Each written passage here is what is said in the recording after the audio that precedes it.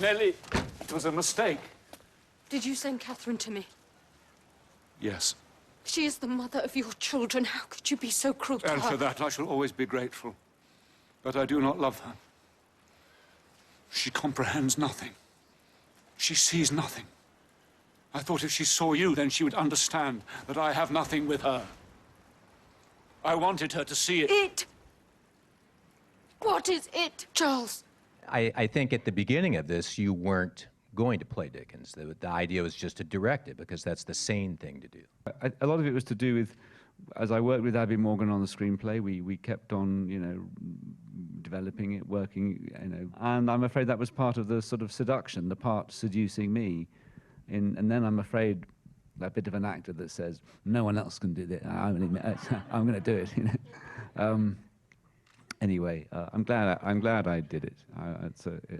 He's a fascinating man, a complicated man, and as you see in the film, I think there's a whole totality to Dickens, the vital, charismatic actor, amateur actor, manager, family man, the man who raises money for charities, socially gregarious, vivacious. But then in this, Nellie came into his life, and he was smitten, and these things happen.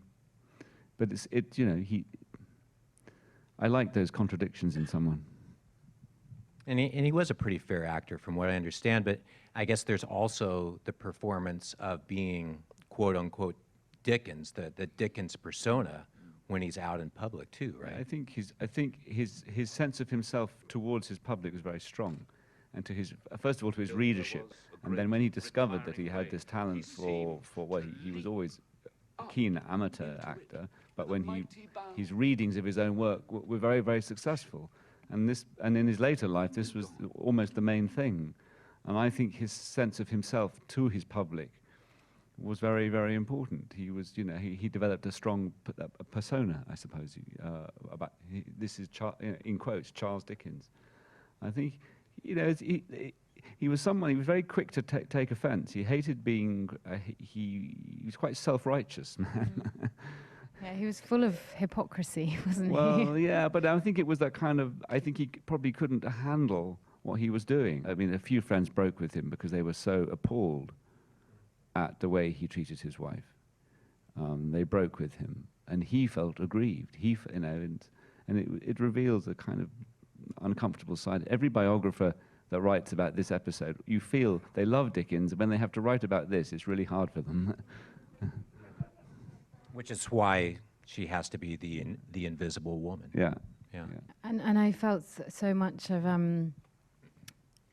Nellie. I had such great empathy for her in some ways, having to deal with someone like Dickens. I think he was obviously an extraordinary genius, but at the same time, he was a very demanding human being, and it's not until, in a way, that Dickens dies that you see Nellie rise up and sort of really understand what this relationship meant to her. Do we know that much about what happened to her after Dickens? I mean, in that life? That's where, in Claire's book, there's really the most information about her. She after Dickens's death, Nellie, she left the house that she was living in where he used to visit her and went traveling to Italy and was sort of obsessed with the literary circles in Italy and was someone who I feel had desires to write herself, and I think that was part of her attraction to Dickens, was this obviously this sort of literary connection, and then met George Wharton Robinson and pretended to be much younger than she was in order to, in some ways, start her life again. And then you join the film when you see that the memory of Dickens is so intense for her that she can't help but want to tell someone about it, to bear the weight of what this relationship meant to her.